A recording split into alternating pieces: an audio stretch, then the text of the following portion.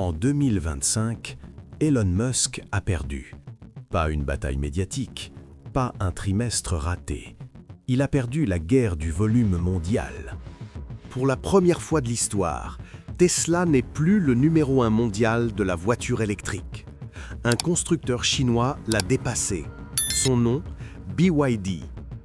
Et ce qui se joue maintenant n'est plus une histoire de voiture, mais une guerre industrielle, technologique et financière qui va redessiner les 10 prochaines années.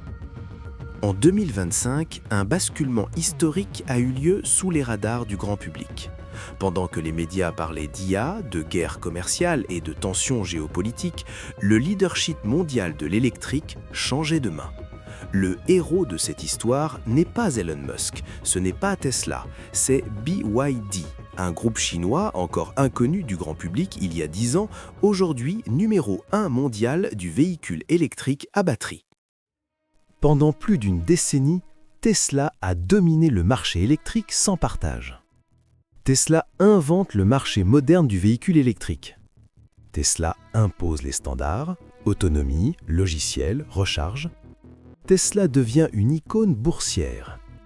À son pic, Tesla est le premier vendeur mondial de BEV. Tesla dicte le tempo à toute l'industrie. Les constructeurs historiques sont en retard.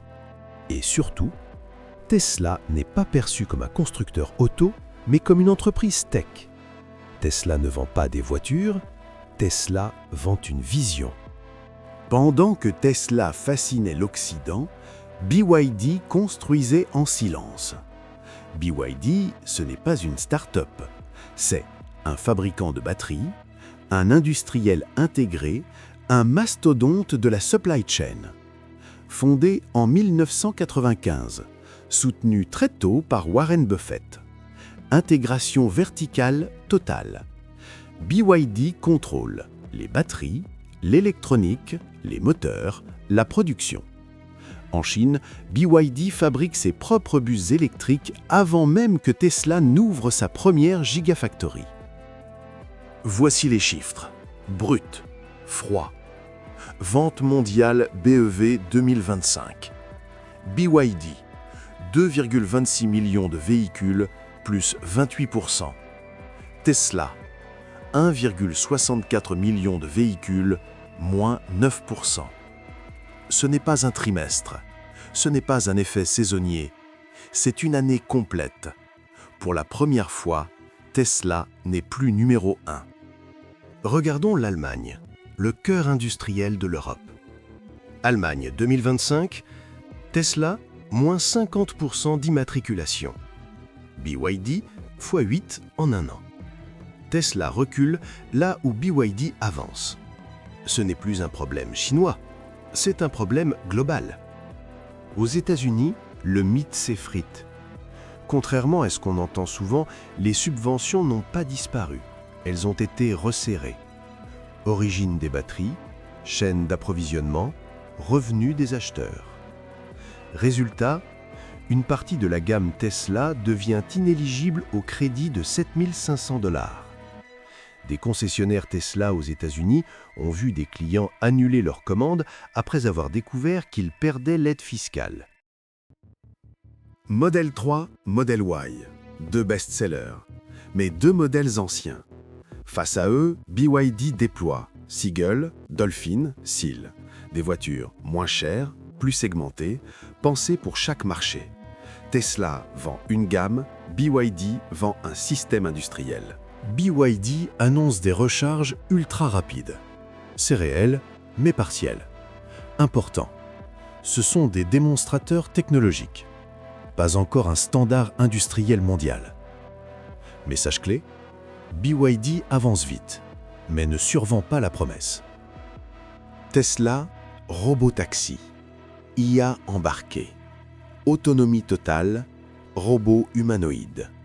BYD, usine en Europe, volume, marge maîtrisée, contrôle industriel.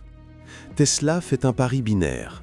BYD construit une certitude. Tesla reste très valorisé. Pourquoi ?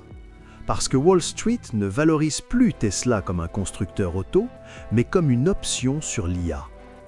Si l'autonomie fonctionne, jackpot. Si elle échoue, choc de valorisation. BYD a gagné la guerre du volume. Tesla joue une autre partie. La vraie question n'est pas « qui est le meilleur constructeur ?» La vraie question est « le marché préfère-t-il la certitude industrielle ou la promesse technologique ?» On parle souvent de voitures, mais la vraie guerre ne se joue pas sur les routes, elle se joue dans les chaînes de valeur. BYD ne dépend presque de personne. Batterie interne, cellules LFP interne, électronique de puissance interne, assemblage interne. BYD fabrique ce que Tesla achète. Tesla, malgré ses gigafactories, reste exposé aux fournisseurs asiatiques, aux tensions géopolitiques, aux décisions politiques sur les minerais critiques. La voiture électrique, ce n'est pas une voiture, c'est une machine géopolitique roulante. En 2022, lors des tensions sur le lithium, BYD a maintenu ses cadences quand plusieurs constructeurs occidentaux ont dû ralentir. Pas par génie, par contrôle de la chaîne. Dans un monde instable, celui qui contrôle la production contrôle le futur.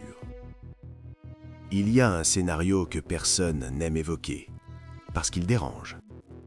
Et si Tesla perdait sur les deux tableaux? Pas numéro 1 sur les volumes, pas encore leader incontestable sur l'autonomie. Le risque n'est pas l'échec technologique. Le risque, c'est le décalage temporel. L'IA autonome progresse, mais lentement. Les régulateurs avancent encore plus lentement. Les villes, elles, résistent. Pendant ce temps, BYD vend. BYD s'installe. BYD amortit. Répétition finale, ancrage. BYD gagne de l'argent aujourd'hui. Tesla promet de l'argent demain. Et les marchés détestent une chose plus que tout, l'incertitude prolongée. Ce duel n'est pas un match, c'est une divergence irréversible. Pendant que Tesla et BYD s'affrontent sur leurs terrains respectifs, les géants historiques observent. Volkswagen, Stellantis, BMW, tous ont subi le choc BYD. Ils ont compris que copier Tesla ne suffit plus. Le contrôle de la chaîne, l'intégration verticale et la maîtrise des coûts deviennent des impératifs stratégiques. Les alliances se reforment, batterie commune, partenariat sur les matières premières, production partagée. Anecdote percutante, un constructeur européen a accéléré son plan de production de cellules LFP après avoir vu BYD doubler ses ventes en Allemagne. Message clé, le tremblement BYD ne secoue pas que Tesla. Il force toute l'industrie à repenser sa façon de produire, distribuer et financer l'électrique. Répétition stratégique, le futur n'est plus écrit par l'innovation seule, mais par la maîtrise industrielle totale. Merci d'avoir suivi cet épisode. Si le contenu t'a plu, lâche un like, abonne-toi et active la cloche pour ne rien rater. À bientôt!